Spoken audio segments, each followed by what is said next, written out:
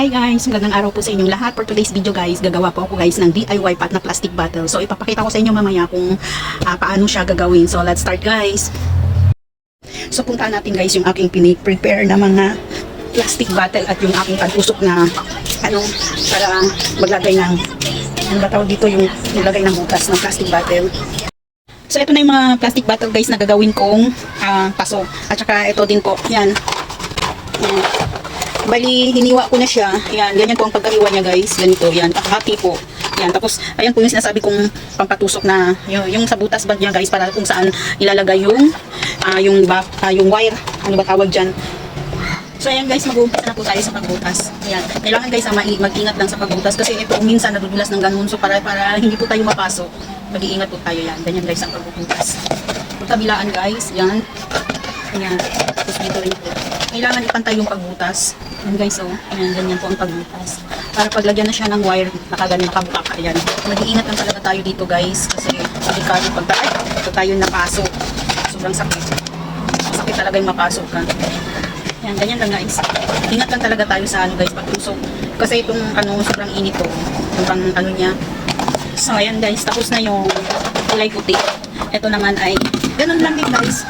Pero ito dalawa lang yata ang kasi hindi ko to siya hinati. Dahil pag ito hatiin guys, itong ganitong bote ay malambot na siya. So bali, ganito na lang. Buo na lang siyang gagawin. So yan, ganyan lang guys. Tapos dito rin. Dito kailangan pantay. Pantay siya yung butas mula baba hanggang dito sa dulo.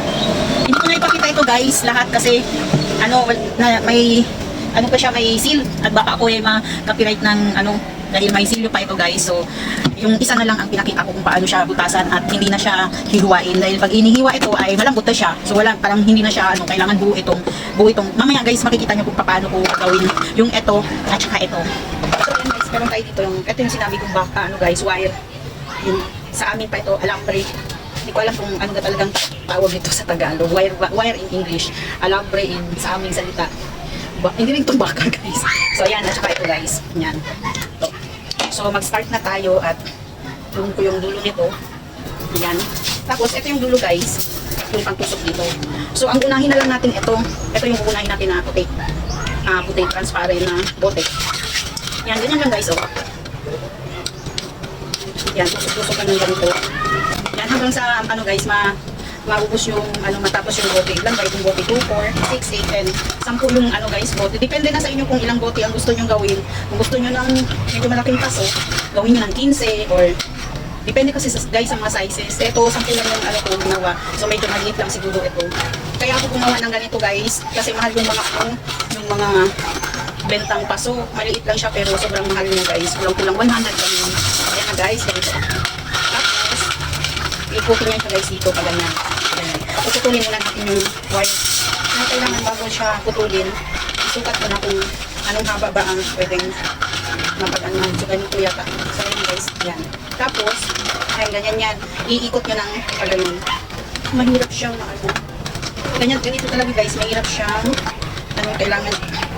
Medyo mahirap lang siya. So, dapat palang unahin ko, nakalimutan ko. Sa taas pala yung unahin guys para mag-level muna siya sa taas bago dito sa baba. So ngayon, wait. Alisin ko muna ito yung sa Ito guys, start na tayo. Ito muna sa taas ang unahin. Mahirap siya gawin guys kapag sa baba pala ang uunahin mong lagyan ng wire. Kasi nung unang gawa ko, sa taas pala ako nag-umpisa. Kaya madali lang nagawa. Natigas yung bakal. So ayan guys, tingnan nyo. Ayan, ganyan siya guys. Tapos dito naman sa ilalim. Ganyan guys, yan. Mahirap lang siya guys kasi ang bakal ay matigas. Bakal, yung wire. Tigas talaga. So ayan na guys, tignan nyo. Yan, ito yung puwit. Ito naman yung bunganga.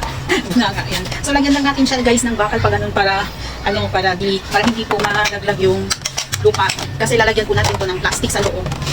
Plastic lang po guys. Kung meron naman kayong panglagayan na plastic dito guys, ay yung plastic na yung parang bilog siya, na okay siyang pang saplot dito, pwede din yun guys. Kaya nga lang wala ako noon. So ang ginagawa ko, ito ang nilalagay ko. Ito bakal lang. Bakal. Ang bakal laging bakal Ito yung wire. Yan. So, wire na lang yung ano ko guys lalagay para pang saplot. Saplot. Para po pang hawak, pang ano siya, pang hawak ng plastic na ano, paglalagyan ng lupa. Plastic bag lang guys, pwede na. Mahirap lang gumawa ng ano ganito. Kasi, sobrang ano kasi, matigas yun. So, kailangan, tiyaga lang din sa paggawa ng mga ganito guys. Kaysa naman bumili ka, sobrang mahal yung ano. So, imbis na wire na lang ang bilhin mo, tapos may ipon ka naman ganitong plastic. Matibay pa. So, ayan na guys, oh. Ayan. Bali, wire lang yung nilagay ko para paglagay ng plastic na bag dito, hindi matatapon yung lupa. So, ayan. Tapos na ako sa isa. Ito naman ang next. Ito. So, ganun lang din guys ang proseso. Kaya nga lang ito, doble din. Bali, doble yung butas kasi dito. Unahin natin sa taas. So, ganyan na guys. Ito yung pinakamahirap guys kasi apat-apat yung ano niya, butas. At kailangan lahat yan may pasok yung wire sa butas. Yan, guys. Ito naman yung likod niya. Yan. So, kailangan ang paglagay mo ng butas ganyan, magkabilakan. Dito ako nahirapan sa ganitong ano. Kasi maraming butas ang ano. Yan guys, so, no. Yan. Tapos, pasok naman ito sa kabilang butas. Ito. Mahirap na ito guys. Ito, mahirap kaya ipasok. Kailangan na pa ganyan guys. So, ipipit. Tapos, ganyan ang ginawa ko. Yan. Tapos, hila. Tapos, ito naman. Hila. Putik naman. Tapos, ano na. Ayan guys. Mahirap lang ito guys eh. Pag may mga bote kayong mga ano guys, zone drops, yung bote ng mga mineral water, bote ng mga cobra o kaya steel, huwag mo itapon guys. Iipunin nyo tapos pag yun ay maging sampuna, pwede nyo lang gawing ano, ganito. Yan. Kaya nga lang guys, yung mga ganitong senaryo, sa mga hindi lang tamad, kasi mahirap na gawin. Mahirap na gawin. Kailangan ng mahabang ano, tsaga. Mahabang pasensya sa paggawa ng mga ganito.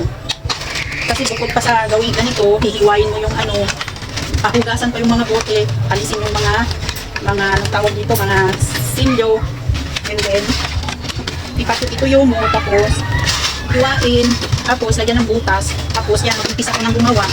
Ito lang pinakamahirap kasi matigas yung ano wire. So may mga wire naman yata na ano, na malambot lang, kaya nga lang, ito yung nabili ng asawa ko, medyo matigas siya.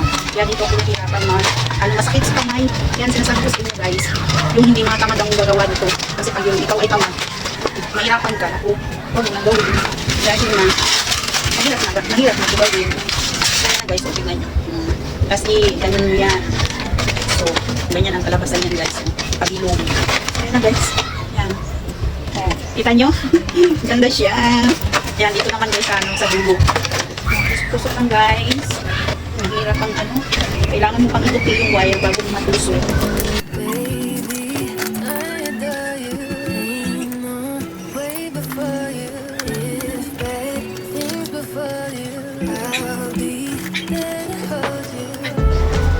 So yan guys. So yan, tapos na. Lagyan na lang dito ng wire.